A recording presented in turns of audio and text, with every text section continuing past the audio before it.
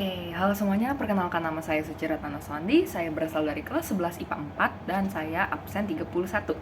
Oke, jadi di sini saya ingin menjawab pertanyaan yang telah diberikan, yaitu yang pertama adalah jelaskan faktor-faktor yang mempelopori berkembangnya Jepang. Jadi pertama-tama Jepang ini tuh bisa berkembang karena ada kasus kejadian yang namanya Pearl Harbor, yaitu membuka jalan bagi Jepang untuk memasuki ke negara Asia yang termasuk itu Indonesia, karena Indonesia itu kan terkenal dengan negara yang kaya akan sumber daya alamnya. Kemudian Jepang juga menang terhadap Amerika pada Perang Dunia Kedua. Akhirnya si Jepang ini pun juga mulai melancarkan perang Pasifik, terus juga membuka pintu bagi mereka yang menduduki tanah Hindia Belanda. Yang kedua, akhirnya karena sumber daya alam dan sumber daya alam Indonesia itu sangat kaya, dan akhirnya si Jepang ini tuh mulai memanfaatkan sumber daya manusianya untuk dipergunakan lah gitu. Kemudian pasukan Jepang itu mulai dengan cepat menyerbu pusat-pusat kekuatan tentara Belanda. Jadi Jepang ini juga karena terkenal benci dengan Belanda, jadi Jepang pun juga ingin mengusir Belanda tanpa setengah-setengah gitu. Kemudian juga terjadi penyerahan tidak bersyarat Belanda kepada Jepang yang dikenal sebagai kapitulasi Kalijati.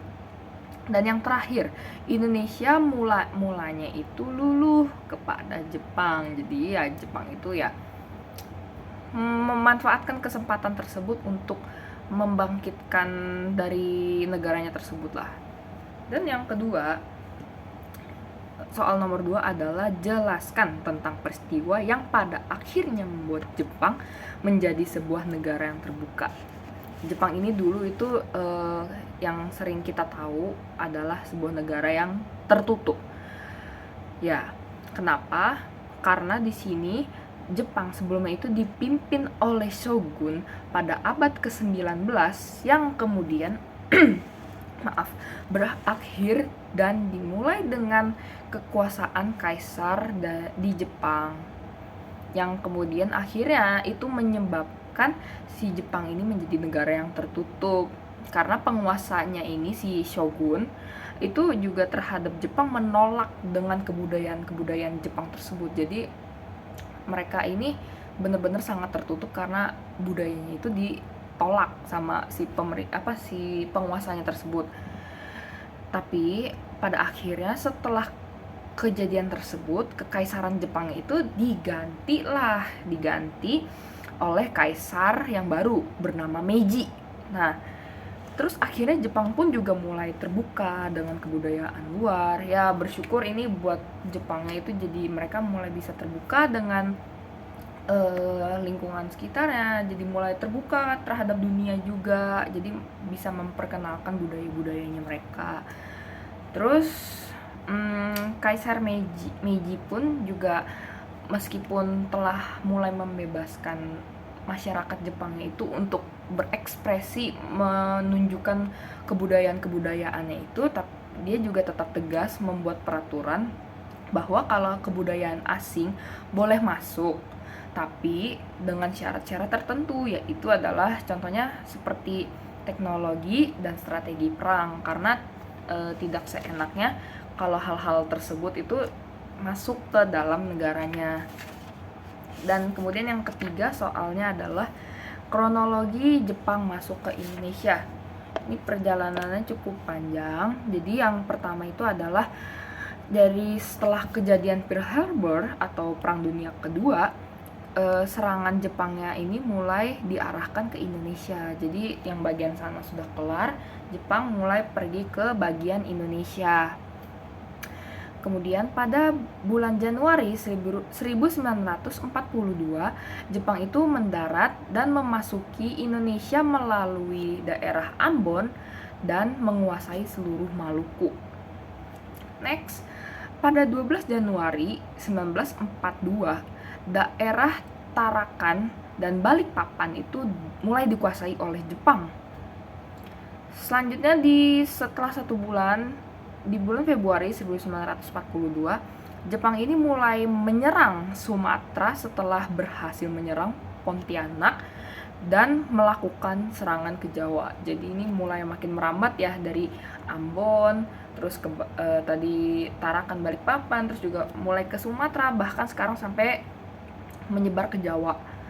Oke, dan pada akhirnya pada tanggal 1 Maret 1942 itu Jepang menang dalam Perang Pasifik dan mulai menguasai daerah Jawa untuk sebagai pusat pemerintahan Hindia Belanda, karena Jawa itu ya terkenal sebagai pusat kota dari semuanya gitu ya, bahkan sampai sekarang kan ibu kota aja masih ada di Pulau Jawa seperti itu. Dan akhirnya itu Jepang mendarat di Indonesia menggunakan 3 pendaratan di Banten, Eretan Indramayu, dan sekitaran Bojonegoro. Kemudian setelah itu pada tanggal 5 Maret 1942 Batavia mulai jatuh ke tangan Jepang. Jadi Batavia ya sudah menyerah, bukan menyerah sih, kayak sudah kalah, istilahnya kalah dalam tanda kutip, ke tangannya si Jepang. Jadi sudah di bawah kekuasaan Jepang. Kemudian juga pada 8 Maret 1942 yang seperti saya bilang tadi, ada penyerahan yang tidak bersyarat oleh Belanda kepada Jepang yang bernama Kapitulasi Kalijati. Dan maksudnya ini, karena penyerahan tidak bersyaratnya itu karena si Belandanya ini sudah mulai ditaklukkan oleh si Jepang tersebut.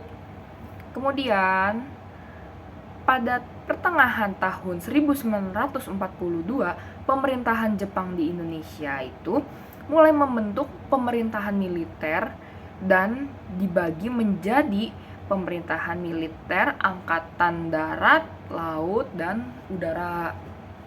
Seperti itu. Di bulan Agustus 1942, pemerintahan militer mulai meningkatkan sistem pemerintahan, mengeluarkan UU nomor 27 dan UU nomor 28, yaitu adalah sebuah pemerintahan sipil yang dimana untuk menguatkan pemerintahan militer. Dan yang keempat soalnya adalah soal nomor 4, yaitu adalah respon masyarakat Indonesia ketika Jepang masuk ke Indonesia. Jadi pertama-tama masyarakat Indonesia itu sangat luluh gitu, luluh hatinya karena melihat Jepang itu seperti mengusir penjajah Belanda dari Indonesia, seakan-akan mereka itu kayak membantu kehidupan masyarakat Indonesia, padahal sangat bertolak belakang ya guys. Dan akhirnya karena itu si Jepang ini disambut benar-benar dengan senang hati, dengan suasana yang hangat oleh Indonesia, karena mereka ingin melayani Jepang agar bisa benar-benar membantu kehidupan masyarakat Indonesia yang terbebas dari yang namanya penjajahan. Padahal itu keadaannya bener malah pengen dijajah Indonesianya. Dan tidak hanya itu, Indonesia juga benar-benar menyanjungi si Jepang tersebut. Indonesia pun juga memberikan rasa simpati dan dukungan kepada Jepang, karena kan si mereka berdua ini, Indonesia dan Jepang, sama-sama membenci Belanda. Oke, jadi itu tadi 4 pertanyaan saya. Cukup sekian, terima kasih.